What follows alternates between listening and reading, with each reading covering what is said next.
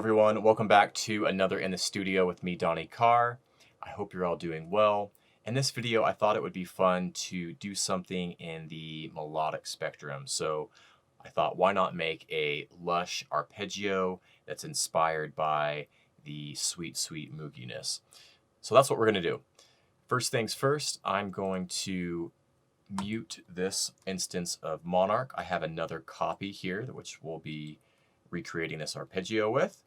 So let's just initialize this. I think I already did. So we just have the basic, starting point here, which is just a basic saw wave. I'm going to turn the cutoff down a little bit because I find the starting saw wave super annoying. So there we go. You can hear we already have some delay on there. So I do have a 1/8 dotted delay playing in ping pong mode. And I'm using a notch filter to create a little bit of modulation. So we have some nice filtering happening with those delay tails, which is giving it some nice movement. And then a splash of reverb as well. I added these at the very beginning, the delay and reverb, because I want to put it in a space. I want to extend the tail, and I'm going for like a lush arpeggio here. So that's just going to add to the richness and the lushness, if you will. So I have a little bit of processing there. Let's just design the basic patch. Okay, so oscillator 1 is going to be a saw wave, and oscillator 2 will also be a saw wave in the same octave. Turn that on. Both of these mixed at 100%. Oscillator 2, though, we're going to pitch up a 1/5 or 7 semitones.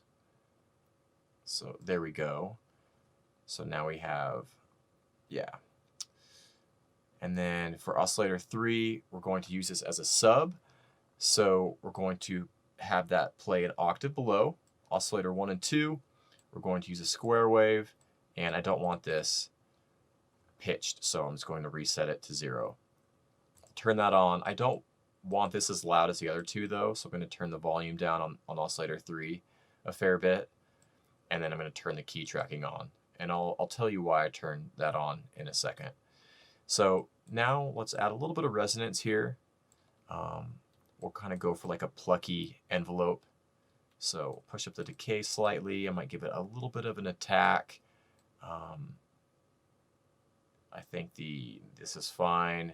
And then we'll add a little bit of filter depth here, or contour as it's called in this synth.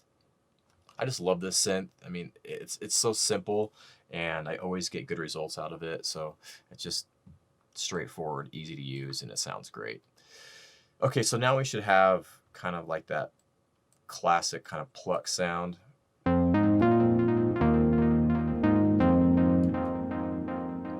Cool. So we have like the basic sound now. Now let's create the arpeggio. So when I'm taking this approach, sometimes I like to use like a complex chord to create the arpeggio, and then like use the arpeggiator to break up that chord in an interesting way that I may have not come up with. So it's a nice approach here. So what I'm going to do is copy this chord down to our new Monark.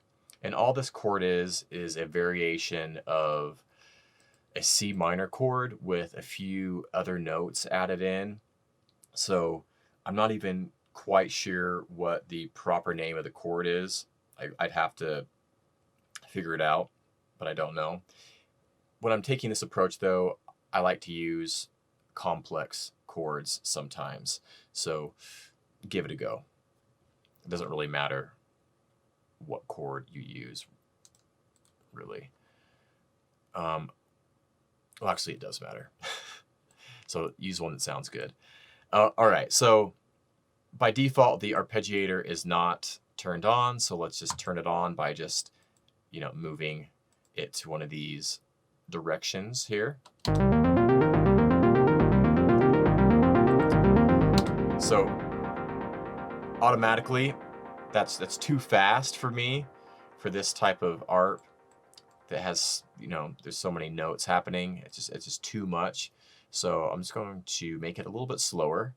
So instead of a 16th note, we'll go to an 8th note, and I'm going to play with the range here. Let's try 2 octaves instead of 1.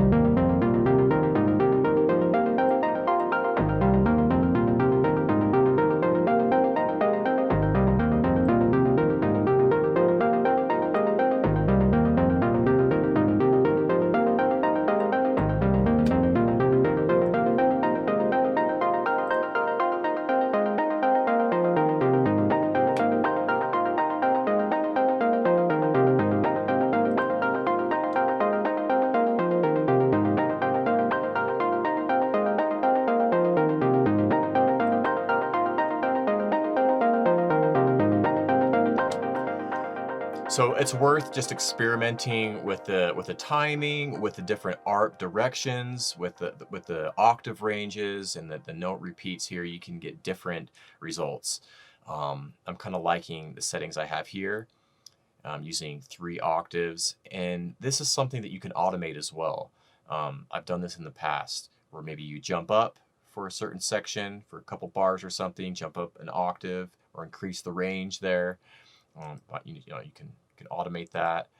You can also automate the direction, which is something interesting to add some variation. So like these 3 are quite similar. So that might be something, but they do add a slight change. That might be something that could be interesting to automate, just to add a slight, change up in the arrangement.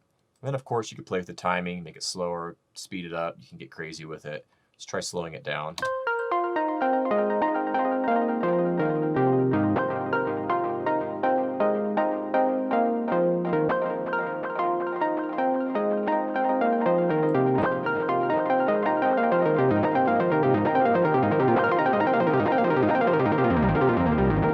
Yeah, you can get pretty wild if you want to.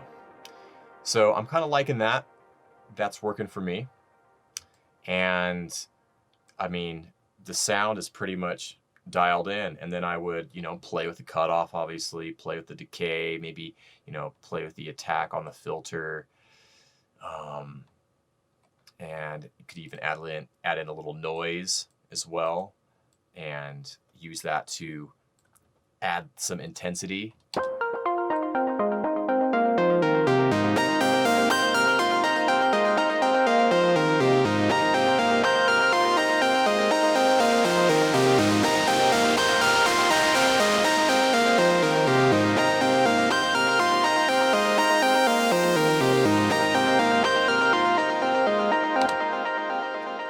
Add a little bit of increase this load slightly as well, which is just going to add a little bit of extra body and girth to the sound.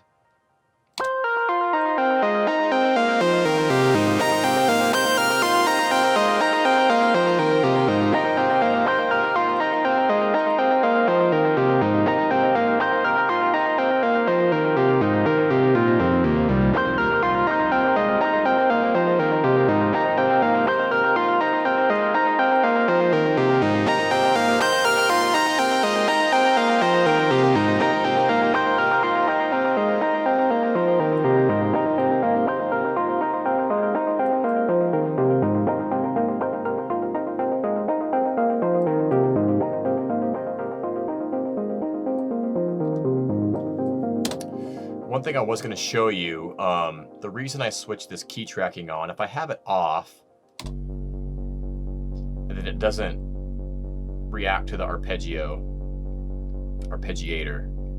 it's just playing that single note. So that's why I turned that on. Because there's some instances when you're using oscillator 3 in this particular synth as an LFO, you can use it as an LFO. You don't necessarily want it tracking the pitch. So in this case, I do though. Just a little side note there that you probably didn't need to know. But anyway, there we go. We have a nice lush arpeggio. This could be a great, sound that runs throughout the entirety of a track, just to give it that nice kind of melodic bed, you know, for everything to kind of build on. And you can really, you know, play with the cutoff, play with the envelopes, and really, you know, move it around with the track in interesting ways. So hopefully you found this video useful. That is it for this one. Leave me a comment or question. I'll get back to you. Thanks so much for watching. If you found this video useful or any other videos and you haven't subscribed, please consider subscribing. Hit the bell notification so you know when I upload new vids. Thanks again, everyone. Take care, and I will see you soon. Later.